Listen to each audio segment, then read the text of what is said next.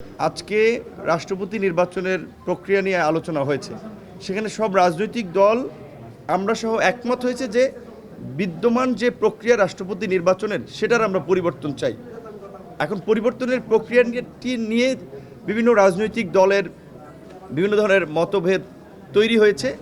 সেখানে আমাদের দলের পক্ষ থেকে আমরা বলেছি যে বিদ্যমান সিস্টেমের কারণেই তো আমরা একটা পরিবর্তন চেয়েছি। কাজেই বর্তমান সিস্টেম হচ্ছে সংসদ রাষ্ট্রপতিকে নির্বাচন করবে, কিন্তু আমরা বলেছি যে সংসদ যদি দ্বিকক্ষ বিশিষ্ট হয় তাহলে উচ্চকক্ষ নিম্নকক্ষ এই দুই কক্ষ সহ এখন আবার বিশেষ করে সংস্কার কমিশনের প্রস্তাবনায় যে একটা জেলা পরিষদ সমন্বয় কিংবা সিটি কর্পোরেশনের সমন্বয়ের যে কথা বলা হয়েছে, জেলা পরিষদে ইউনিয়ন পরিষদের চেয়ারম্যান থেকে সকল জনপ্রতিনিধিরা সেই সমন্বয় পরিষদে থাকবে এবং সিটি কর্পোরেশনে আপনার সিটি কর্পোরেশনের কাউন্সিলর সহ তারা সেই সমন্বয় পরিষদে থাকবে। সেখানে একটি করে ভোট থাকবে, কিন্তু ভোটের ক্ষেত্রে বলা হচ্ছে যে সবাই মিলে ভোট দেবে, অর্থাৎ রাষ্ট্রপতি প্রার্থী পদে যিনি সর্বোচ্চ ভোট পাবেন ওই ভোটটা কাউন্ট হবে। কিন্তু আমরা এটার পরিবর্তে আমরা বলেছি যে না, ভোটারকে স্পেসিফাই করা, জেলা পরিষদের চেয়ারম্যান ভোটার হতে পারে এবং সিটি কর্পোরেশন যেহেতু 12টা আছে আমাদের, সিটি কর্পোরেশনের মেয়ররা হতে পারে। তাহলে জেলা পরিষদের 64 জন চেয়ারম্যান এবং 12 জন সিটি কর্পোরেশনের মেয়র সহ 76 জন ভোটার হয়। তাহলে 500, যেহেতু আমরা দ্বিকক্ষ বিশিষ্ট সংসদের দিকে যাওয়ার জন্য মোটামুটি একমত, তাহলে দুই কক্ষে 500 আপনার সদস্য এবং এক্সটেন্ডেড 76 জন, 576 জন, এইটাকে ইলেকট্রাল কলেজ হিসেবে বিবেচনা করার পক্ষে আমাদের দলের মতামত। কিন্তু এখানে কিছু কিছু দলের মতামত হচ্ছে পুরো 70,000 জনপ্রতিনিধি, ইউনিয়ন পরিষদের চেয়ারম্যান থেকে শুরু করে সবাই সংসদ, এবং অনেক দলের মতামত হচ্ছে শুধুমাত্র পার্লামেন্টের দুই কক্ষ, কিন্তু ভোট হবে গোপন ব্যালটে। এখানে কিন্তু সবাই একমত।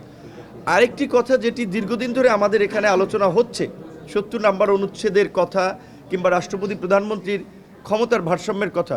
70 নম্বর অনুচ্ছেদের পরিবর্তনে দুটো বিষয়ে কিন্তু সার্বজনীন একমত তৈরি হয়েছে আমরা, যে অর্থ বিল এবং আস্থা ভোট ব্যতীত অন্য ক্ষেত্রে সংসদ সদস্যরা স্বাধীন। কাজেই সেক্ষেত্রে এখানে সংসদ সদস্যরা রাষ্ট্রপতি নির্বাচনে ভোট দেওয়ার ক্ষেত্রে একটু স্বাধীন হচ্ছে। দ্বিতীয়ত, যদি জাতীয় সাংবিধানিক পরিষদ বা ন্যাশনাল কনস্টিটিউশনাল কাউন্সিল এনসিসি, যেটার বিষয়ে এখন পর্যন্ত একমত হওয়া যায় নাই, সেটাও যদি হয়, সাংবিধানিক প্রতিষ্ঠানের নিয়োগ সহ গুরুত্বপূর্ণ সিদ্ধান্তে এনসিসির ভূমিকা, তাহলেও কিন্তু রাষ্ট্রপতির এবং প্রধানমন্ত্রীর ক্ষমতার ভারসাম্য হচ্ছে। রাষ্ট্রপতি নির্বাচন পদ্ধতির সাথে রাষ্ট্রপতির ক্ষমতার প্রশ্নটা খুবই গুরুত্বপূর্ণ। রাষ্ট্রপতি বিদ্যমান অবস্থায় থাকবেন নাকি রাষ্ট্রপতির নতুন ব্যবস্থায় রাষ্ট্রের সরকারের প্রধান নির্বাহীর সাথে রাষ্ট্রপতির কী নতুন ক্ষমতা, নতুন এখতিয়ার, নতুন কার্যপরিধি যুক্ত হচ্ছে, এই প্রশ্নটা আলোচনার সাথে রাষ্ট্রপতি নির্বাচনটা কোন প্রক্রিয়ায় হবে এটা গুরুত্বপূর্ণ। আজকে এবং গতকাল এবং আজকে এই প্রশ্নটা ধরেই দীর্ঘ আলোচনা হয়েছে। 3-4টা প্রশ্নে বড় দাগের আলোচনা এবং খানিকটা কাছাকাছি আসা গেছে। প্রথম হচ্ছে সরকারের প্রধান নির্বাহীর সাথে রাষ্ট্রপতির ক্ষমতার যেটা যৌক্তিক ভারসাম্য দরকার, এ ব্যাপারে আমরা সবাই একমত।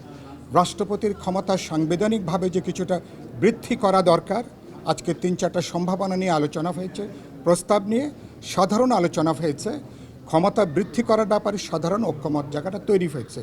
2 হচ্ছে রাষ্ট্রপতি নির্বাচনের বিদ্যমান পদ্ধতিটাকে আমরা পরিবর্তন করতে চাই, এবং সেই জায়গা থেকে যেটা আলোচনা হয়েছে, এই পরিবর্তনের সাথে সংবিধানের 70 অনুচ্ছেদে আমরা 2টো প্রশ্ন বাদে বাকি প্রশ্নের ব্যাপারে পার্লামেন্ট মেম্বাররা যেহেতু স্বাধীনভাবে মতামত ব্যক্ত করতে পারবেন, বিপ্লবী ওয়ার্কার্স পার্টির দিক থেকে অনেকগুলো দলের দিক থেকে প্রস্তাব করা হয়েছে যে তাহলে আমাদের পার্লামেন্টের নিম্নকক্ষ এবং উচ্চ কক্ষের ব্যাপারেও সাধারণ একটা ঐক্যমত আছে, পার্লামেন্টে আরেকটা আপার হাউস তৈরি করা।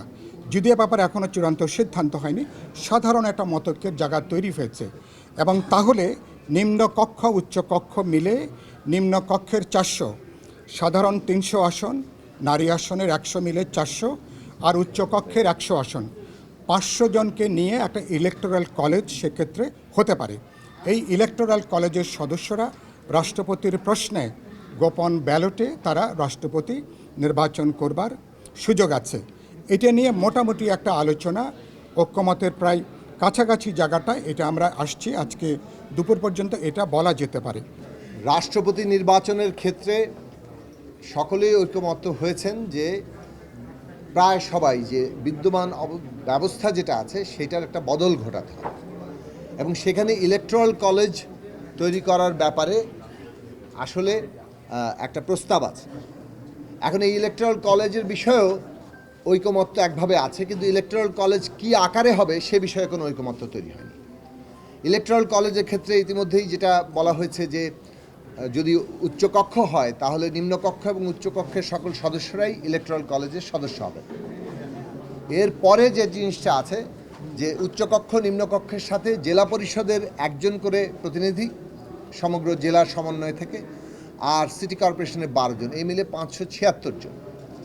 এর বাইরে আরেকটি আছে সকল পর্যায়ের জনপ্রতিনিধি, সে হিসেবে 70,000। ইলেকট্রাল কলেজ বিষয়ে আমাদের অবস্থান ছিল যে আমরা মনে করি যে এটা জেলা পর্যায়ে এবং সিটি কর্পোরেশনের একজন করে প্রতিনিধির সাথে উচ্চকক্ষ নিম্নকক্ষ এই যে ইলেকট্রাল কলেজ, এই ইলেকট্রাল কলেজ গ্রহণ করা যেতে পারে। কিন্তু এই নিয়ে এখনও পর্যন্ত যেহেতু কোনো ঐকমত্য হয়নি, আমরা মনে করি যে রাষ্ট্রপতির এবং প্রধানমন্ত্রীর ক্ষমতার ভারসাম্যটাই জরুরি। রাষ্ট্রপতি নির্বাচন প্রক্রিয়াটাকে একটা ইলেকট্রাল কলেজের মধ্যে যতটুকু ন্যূনতম ঐক্যমত হয় সেই প্রশ্নে আমরা ছাড় দিতে প্রস্তুত আছি। সেক্ষেত্রে যদি পার্লামেন্টের 2 কক্ষ আর সদস্যরাই ইলেকট্রাল কলেজ হন, সেক্ষেত্রেও আমরা ছাড় দেওয়ার জন্য প্রস্তুত আছি। আমরা যে কথাটা গুরুত্বের সাথে যুক্ত করতে চাই, যেটা অনেকেই প্রস্তাব করেছেন, এখানে সাইফুল ভাই এসেছেন, তার প্রস্তাব উত্থাপিত হয়েছে, আমরাও এই প্রস্তাবের সাথে একমত যে গোপন ব্যালটে এই নির্বাচনটা হতে হবে। আসলে গোপন ব্যালটের নির্বাচনের প্রশ্নটি প্রায় সকলেই একমত। কেউ কেউ হয়তো বলেছেন দলের সাথে আরেকটু আলোচনা করতে হবে, কিন্তু এটাও সাথে বলেছেন যে 70 অনুচ্ছেদের যে ধরনের সংস্কার করা হচ্ছে সেক্ষেত্রে কিন্তু পার্লামেন্ট মেম্বাররা 2 কক্ষেই তারা স্বাধীনভাবে ভোট দিতে পারবেন এই প্রশ্নে, মানে অর্থাৎ যেগুলো এক্সেপশন আছে, এক্সেপশনের বাইরে রাষ্ট্রপতি নির্বাচন এক্সেপশনের মধ্যে পড়ছে না। কাজে রাষ্ট্রপতি নির্বাচনে তারা স্বাধীনভাবে যেহেতু ভোট দিতে পারবেন, এটা তো আসলে গোপন ব্যালটেরই নামান্তর। সেই ক্ষেত্রে এটার সাথে একমত, কিন্তু তারপরে হয়তো দলের সাথে আলোচনা করবেন। এর মানে দাঁড়াচ্ছে যে গোপন মানে একদিকে পার্লামেন্টের উচ্চকক্ষ নিম্নকক্ষ যদি সেটা উচ্চকক্ষ তৈরি হয় এবং গোপন ব্যালটের নির্বাচন, এই 2 প্রশ্নে মোটা দাগে একটা ঐকমত্য তৈরি হয়েছে। এবং আমরা যদি সকলে মিলে এই জায়গায় আসে, ইলেকট্রাল কলেজকে যদি আরেকটু বর্ধিত করা যায় তাতে আমাদের কোনো আপত্তি নেই, কিন্তু এই জায়গায় থাকলেও আমরা এটাকে সমর্থন করা জন্য প্রয়োজনীয় ছাড় দিতে প্রস্তুত আছি। আমরা মনে করি যে রাষ্ট্রপতি এবং প্রধানমন্ত্রীর মধ্যে ক্ষমতার ভারসাম্য প্রশ্নটি অধিকতর গুরুত্বপূর্ণ। সেই প্রশ্নে আমরা আরও আলাপ আলোচনা সামনে করব। প্রধানমন্ত্রীর উপদেশ নিয়েই উনি ওনার কার্যক্রম পরিচালনা করেন। আমরা যেটা বারবার আলোচনা করেছি যে বিদ্যমান পরিস্থিতিতে আমরা দেখেছি যে রাষ্ট্রপতি একটা সিম্বলিক জায়গায় থাকেন। সকল রাজনৈতিক দলই আমরা অতীতে দেখেছি, সবাই আগ্রহ প্রকাশ করেছেন যে রাষ্ট্রপতি এবং প্রধানমন্ত্রীর ক্ষমতার ভারসাম্য দরকার এবং রাষ্ট্রপতিকে কিছুটা সম্মান, মর্যাদা এবং ক্ষমতা ভাগ করে দেওয়া দরকার। এই পরিপ্রেক্ষিতেই আলোচনাটা এসেছে যে রাষ্ট্রপতি নির্বাচনটা কিভাবে হবে, আগের পদ্ধতির পরিবর্তন হবে কিনা। এখানে দুটো জিনিস, যে আগের পদ্ধতির পরিবর্তন হওয়ার পক্ষে বেশিরভাগ লোকেরই মত, কিন্তু যখনই পদ্ধতি নিয়ে আলোচনা হচ্ছে তখন দেখা যাচ্ছে পদ্ধতি নিয়ে সবাই একমত হতে পারছেন না। বেশিরভাগ একটা জিনিস আপনারা ধরে নেন যে আমরা একদম সর্বান্তকরণে সবাই একমত হয়েছি যে এই পদ্ধতির পরিবর্তন দরকার, রাষ্ট্রপতি এবং প্রধানমন্ত্রীর ক্ষমতার ভারসাম্য আনতে হবে।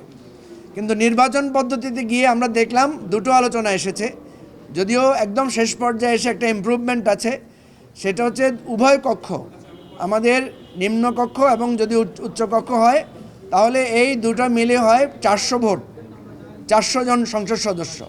আর যদি 100 নারী সরাসরি নির্বাচিত হন তাহলে হয় 500। তো এখানে একটা কথায় আমরা সবাই একমত হয়েছি যে এই 500 জনের সরাসরি ভোটে, যেহেতু আর্টিকেল 70-তে আমরা একটা সংস্কার এনেছি, আর্টিকেল 70-তে বলা হচ্ছে সংসদ সদস্যগণ স্বাধীনভাবে মত দিতে পারবেন। সুতরাং সেক্ষেত্রে গোপন ব্যালটের মাধ্যমে এই 500 জনের ভোটের ভিত্তিতে রাষ্ট্রপতি নির্বাচিত হবেন। এটার ব্যাপারে কারো কোনো দ্বিমত নাই, কিন্তু যোগ করা যেটা, সেখানে হলো আরেকটা ইলেকট্রাল কলেজ যোগ করা যায় কিনা। সেই ইলেকট্রাল কলেজের মধ্যে 2 ধরনের প্রস্তাব এসেছিল। একটা হচ্ছে একদম ইউনিয়ন পরিষদের মেম্বার পর্যন্ত, অর্থাৎ সকল প্রতিনিধিদেরকে ইলেকট্রাল কলেজে একটা করে ভোটের অংশ নেয়, এটা অনেক বড় হয় সাইজটা। আবার আমরা কিছু সংশোধনী প্রস্তাব দিয়েছি যে এত বিশদভাবে না গিয়ে সেটা জেলা পরিষদ এবং সিটি কর্পোরেশনের প্রতিনিধিদেরকে সেখানে অন্তর্ভুক্ত করা যায় কিনা।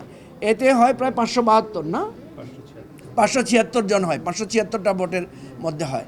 তো এই জায়গাটা এসে এখন ঠেকেছে যে এটা কি 576 নাকি 500 নাকি 70,000, অর্থাৎ একদম ইউনিয়ন পরিষদ পর্যায়ে।